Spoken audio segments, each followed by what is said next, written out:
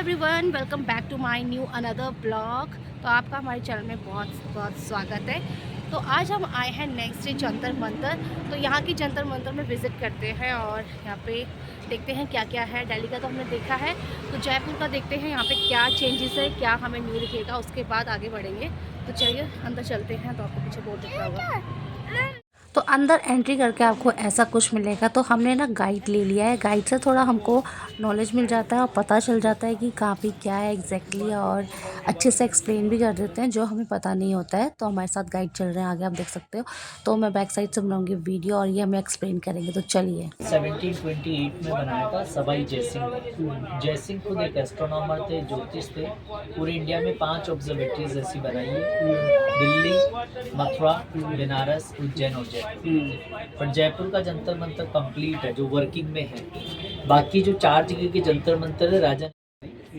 इसका first instrument ये है, सन डायल है, सन क्लॉक। ये सन वॉच सूर्य घड़ी आपको समय बताएगा, बट जयपुर का लोकल टाइम। आपकी और हमारी घड़ी का टाइम IST है, इंडियन स्टैंडर्ड टाइम। जो दोनों टाइमों में डिफरेंस है, आज का डिफरेंस है 17 मिनट्स का। तो इस घड़ी का जो भी समय आएगा 17 मिनट और जोड़ेंगे, अपनी घड़ी वाला समय आ जाएगा। तो देखिए नंबर्स वहाँ पे हैं, सबसे कोने पे हिंदी के नंबर लिखा हुआ 6, 11, 12। 6 to 12 टाइमिंग इधर है, आफ्टर 12 इधर है। ईच ब्लॉक है 1 आवर। इसका 4 पार्ट 15, 30, 45, 60। इसका 3 पार्ट है 5, 10, 15। इसका 5 पार्ट है 1 मिनट्स में, और 1 का 3 पार्ट है 20 सेकेंड में। ओके। ये समय बता रहा आपने 10 o'clock, 10, 15, 20, 25, 26, 27। 10, 27 में 17 और जोड़ 27 and 17 सब 14, 44 होगा। अभी 44 हो रहा हूँ।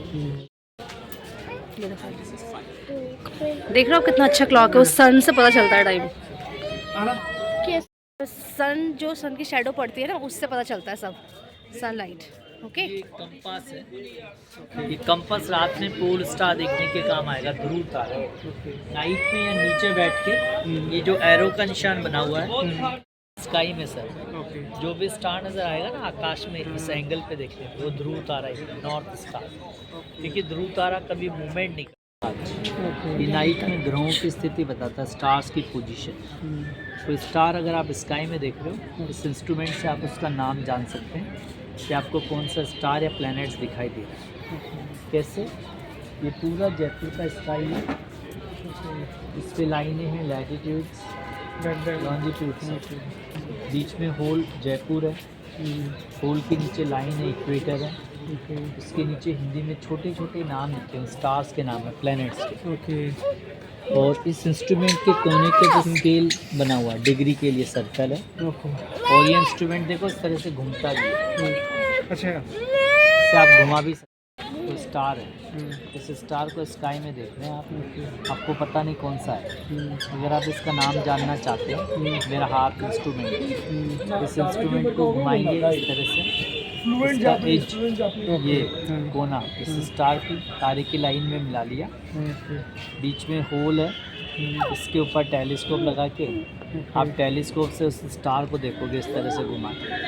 और या पीछे से आप कोई भी स्टार को यहाँ से देखते हैं, तो टेलीस्कोप के सामने द स्टार का नाम इंडिकेट हो जाएगा। क्योंकि नाम ऑलरेडी लिखे हुए हैं, उसकी लाइन में वो नाम आ जाएगा, कौन सा स्टार आप देखिए। पीछे तक डिग्री आ जाएगी, किस एंगल, कितने एंगल। वो मॉडल है सर, फाइनल है। पहले मॉडल बनाया में देखने के काम आता है, बट ये जो समय बताएगा वो डे और नाइट दोनों का। दिन में सन, रात में मून लाइट्स पे काम करता है। नंबर इधर है 11, 12। बीच में रॉड दिख रहा लोहे का, इसकी शैडो से। लेकिन मैडम अभी ये इंस्ट्रूमेंट काम नहीं कर रहा। ये काम तब करता है जब सन नॉर्दर्न हेमिस्फीयर में होता है, उत्तरायण में। अभी सूर्य दक्षिणायन में, सदर्न। इसके पीछे वाला इंस्ट्रूमेंट उधर वाला काम करता है। राजा ने 2 बनाए। इधर ये समर टाइम में काम करता है, समर में इधर सनलाइट होता है, विंटर साइड, तभी उधर काम। समर विंटर डिवाइड कर दिया। अच्छा, नेक्स्ट देखते हैं। ये विंटर वाला देखो रोड का शैडो ओके वही नीचे तक मिलाएंगे तो अपने को ये 31 के आसपास बता रहा है। ओके 10:31 उसमें आपको वही ऐड करना है 17 में। 7 तो 47-48 आपकी घड़ी का टाइम है। देखो 48 हो रहा है और मार्च के बाद वो काम करें 6 मिनट। चलते हैं ऊपर। ये क्या है? वाह, व्हाट अ ब्यूटीफुल। ये आपको बताता है ज़ोडिएक साइंस राशि। ओके राशि इधर सब ज़ोडिएक साइन का नाम लिखा हिंदी में वाइट मार्बल। ओके बीच में लोहे का प्लेट्स है। प्लेट की परछाई से राशि का मालूम चलता है कि सूर्य अभी कौन सी राशि में है। ओके बट अभी प्लेट का परछाई आपको कहीं भी वाइट मार्बल पे नज़र नहीं आ रहा क्योंकि इधर नीचे गिरा हुआ वो सीडी में। उसके पास में नीचे लाइन है, उसके कोने में धनु लिखा हुआ है। तो अभी जो राशि है वो धनु चल रहा है, सेजिटेरियस। किसी का भी जन्म होगा तो उनका राशि जो है सेजिटेरियस होगा हॉरोस्कोप बनाने के लिए। अब धीरे धीरे शैडो ऊपर जाएगा। इस टाइम पे अगर जन्म होता है। हाँ, नेक्स्ट वो मकर पे आ जाएगा। ओके मकर पे आएगा 22 दिसंबर को। लेकिन अभी पूरे वर्ल्ड में जो राशि है आपका धनु राशि चल रहा है। ओके अगर इस प्लेट का परछाई नीचे उधर काम करेगा उधर।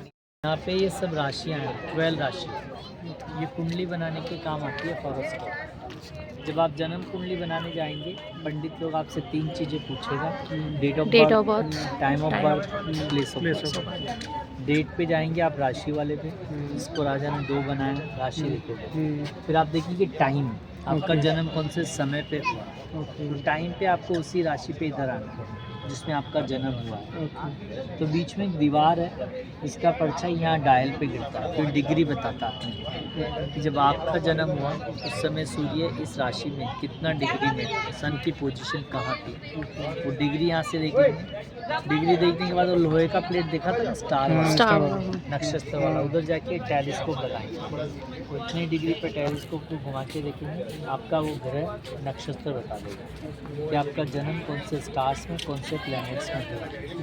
उस प्लैनेट्स और स्टार के आधार पर एस्ट्रोनॉमर आपके फ्यूचर के बारे में बताओ। कैसे आपका तो ये सब जयपुर के लिए काम है क्योंकि जयपुर के लैटिट्यूड किसी का जन्म बाहर होगा काम होगा।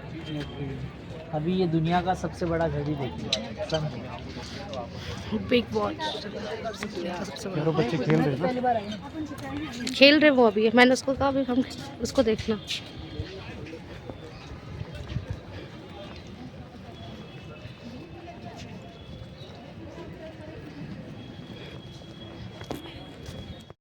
तो सबसे बड़ा है बिल्कुल heighted largest sundial in the world है। दुनिया जो का वर्ल्ड सबसे बड़ा घड़ी है, इसका नाम जो है Guinness book of world record में। तो 6 to 12 मॉर्निंग का टाइम इधर है, आफ्टर 12 उधर है। बीच में और ये ऐसे है। शैडो गिरेगा, कोई सेम समय फंक्शन है। सेम सेम फंक्शन है, बड़ा है, ज़्यादा एक्यूरेट है। उधर 20 सेकंड का एक्यूरेसी, इधर 2 सेकंड्स का है। ये घड़ी है 2 सेकंड में शैडो मूवमेंट करता है। सेकंड यूज इस घड़ी का ये है, ऊपर सीढ़ियाँ जा रही है, वो काम आती है मौसम की जानकारी के लिए। तो ज्योतिष लोग ऊपर जाके वहाँ पे एक फ्लैग लगाते हैं, झंडा, उससे हवा का डायरेक्शन देखते हैं कि हवा किस तरफ से आ रही है। और हवा के डायरेक्शन से ये बताते हैं इस बार राजस्थान में मानसून कैसा होगा, बारिश कैसा होगा, क्योंकि उस ज़माने में सैटेलाइट चैनल है तो मानसून का भी पता चलता। वो सामने नाहरगढ़ फोर्ट है।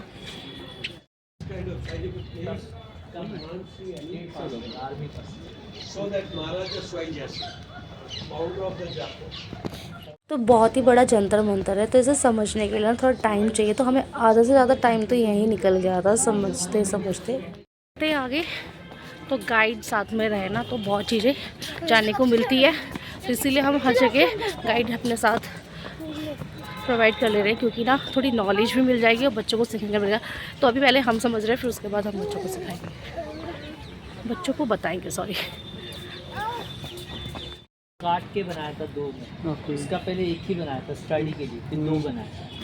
वही देखो शैडो जहाँ रही है उसके नीचे वाली लाइन पे धनु लिखा हुआ है, ऊपर जाएगा मकर हो जाएगा। अभी सूर्य वही धनु राशि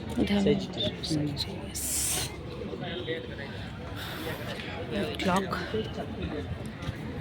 सन का इंक्लिनेशन एंगल बताता है कि इक्वेटर से सन कितना उत्तरायण या दक्षिणायन, सन की पोजीशन क्या है, नॉर्थ साउथ। अभी लॉक किया हुआ है, लॉक से पहले से आप घुमा सकते थे, ये घूमता था इस तरह, लेकिन लोग क्या इस पर बैठ के झूला झूला वही हर misuse चीज़ करते हैं। मिस यूज़ कर। गवर्नमेंट ने इसको बंद कर दिया। जब स्टूडेंट आते हैं ना, इसको ओपन किया जाता है स्टूडेंट्स के लिए, ताकि वो लोग रीडिंग कर सकें सर।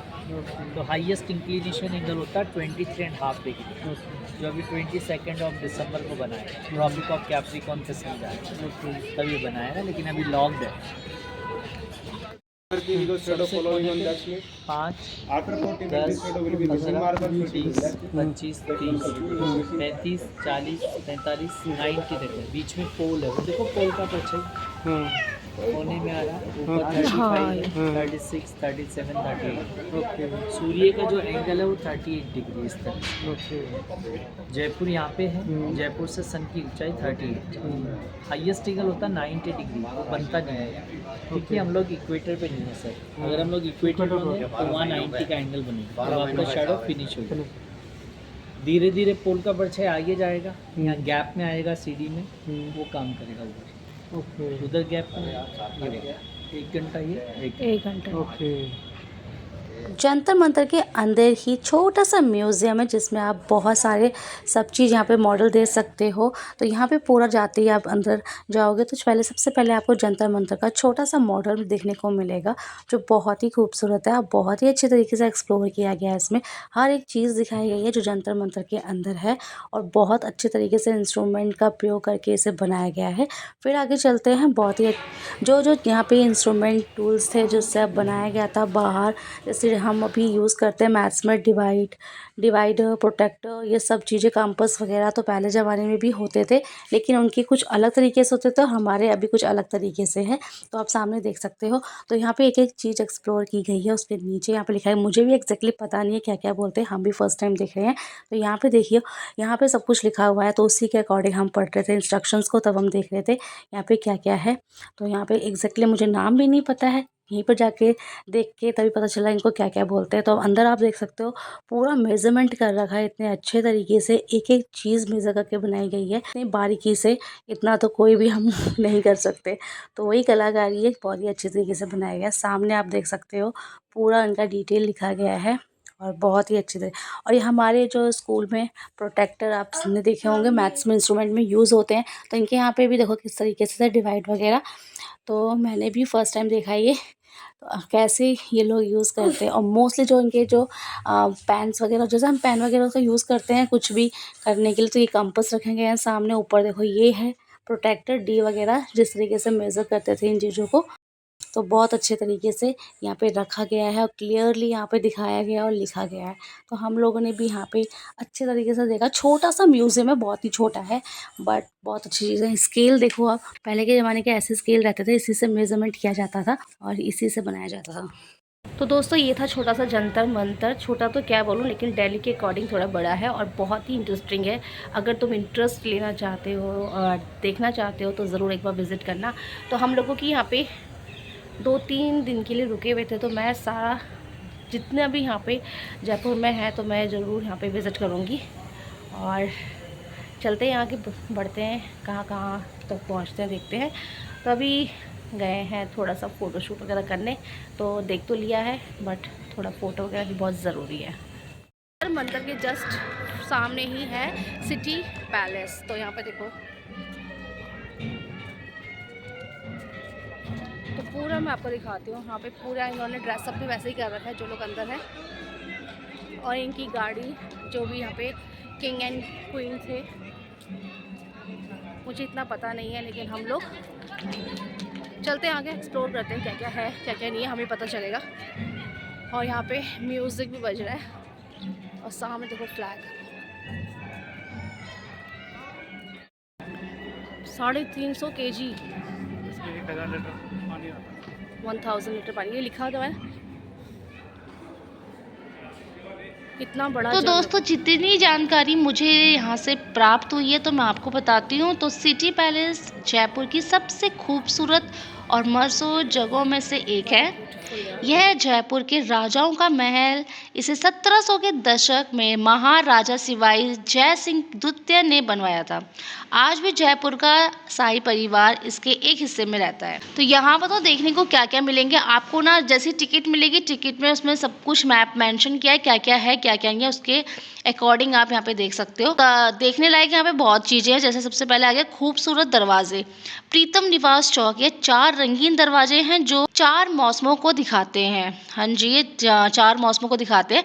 इसमें मोर वाला दरवाजा, जिसे पिकॉक कहते हैं, फोटो खिंचवाने के लिए बहुत ही ज्यादा मशहूर है। चांदी के बड़े घड़े हैं। यह दुनिया के सबसे बड़े चांदी के 2 बर्तन रखे हैं। पुराने जमाने में राजा इनमें गंगा जल भरकर विदेश यात्रा पर ले जाते थे। तो बहुत ही बड़े बड़े हमारे हाइट संग्रहालय है, मतलब म्यूजियम है। यहाँ राजाओं के पुराने कपड़े, तलवारें, बंदूक और हाथ से बनी पेंटिंग देखने को मिलती है। अच्छे यहाँ पे आपको देखने को मिलेंगे ये सब चीजें। बनावट, यह महल देखने में बहुत रंगीन और आलीशान है। इसमें राजपूत और मुगल कला का मेल दिखता है। तो यहाँ पे जो भी डिज़ाइन किए गए हैं महलों में, उसमें दरवाज़ों में बहुत ही सुंदर कलाकारी कर रही है, वो आपको यहाँ पे देखने को मिलेंगे। बहुत ही सुंदर। ये कब की किंग है? 1922।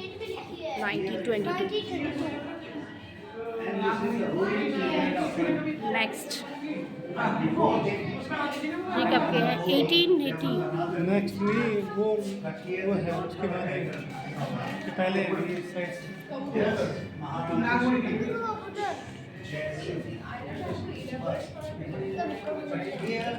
चला चला 1880। तो दोस्तों देखो कितना सुंदर है।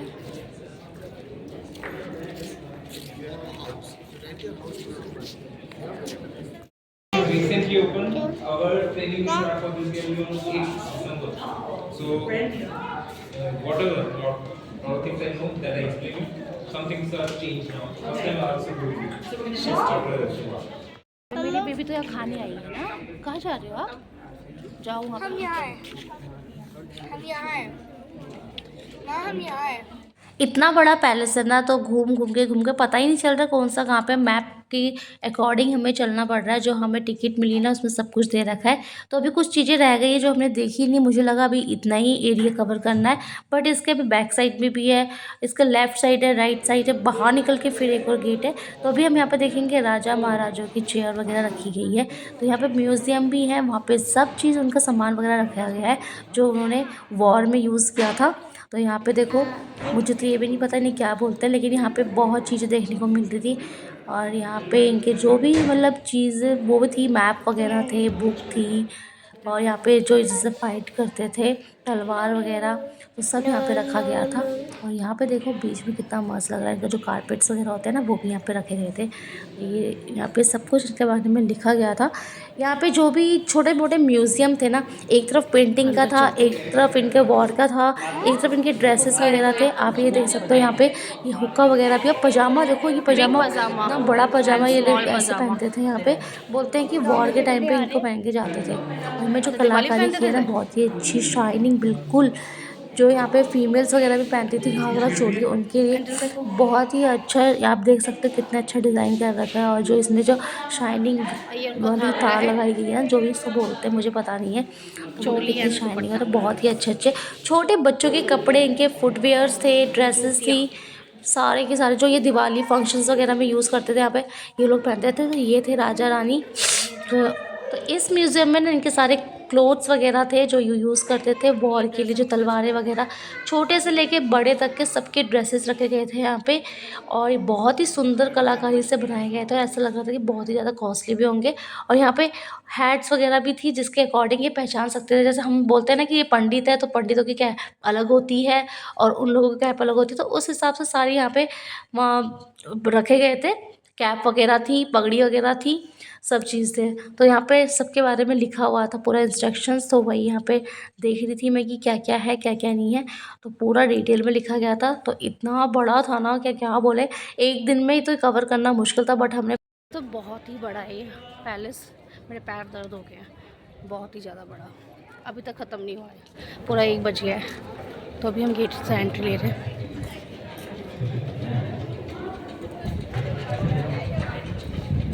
चलते हैं अंदर।